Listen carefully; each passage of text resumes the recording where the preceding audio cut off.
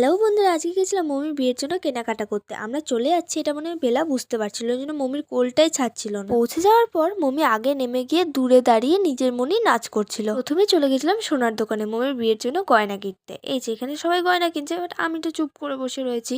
এত কিছুর মাঝেও মায়ের খিদে পেয়েছে, দিয়ে মা একটা কুরকুরে বার করে খাচ্ছিল। কি কি গয়না কিনলাম ওটা তোমাদেরকে আমি বিয়ের ব্লগে দেখাবো। তারপরে আমরা চলে গেছিলাম জেসি দালাল। এখানে মমি আর বাপি মিলে ঝগড়া করছে কি শাড়ি কিনবার, মা হা হা করে দেখছে। তারপরে ওখান থেকে আমাদের গেছিল লাসি। অনেকক্ষণ থেকে কিছু খায়নি বলে প্রচন্ড খিদে পাচ্ছিল। তারপরে মমি আর বাপি মিলে কি সব কিনছিল, আর আমি আর মা গাড়িতে চুপ করে বসেছিলাম। তারপরে রাস্তায় যেতে যেতে দেখছি র্যালি বেরিয়েছে। জীবনে প্রথমবার র্যালি দেখে বেশ আনন্দ হলো। তারপরে গেছিলাম কাজরা। কাজরাতে আমাদের বাড়ির সামনে এই মন্দিরটা আছে। এই মন্দিরটা আমি কখনো খোলা দেখিনি, আজ প্রথমবার দেখলাম। এরপর চলে গেছিলাম কাজরার বাড়িতে, আর এই যে দাদা ভাই দিয়ে পরে খেলাম এগরোল। বাড়ি আসার সময় দেখছি ঠাকুরটা ঘুরছে, দেখো কি সুন্দর না লাগছে দেখতে। তারপর চলে এলাম বাড়ি। আমরা সবাই প্রচন্ড টায়ার্ড ছিলাম। তো টাটা।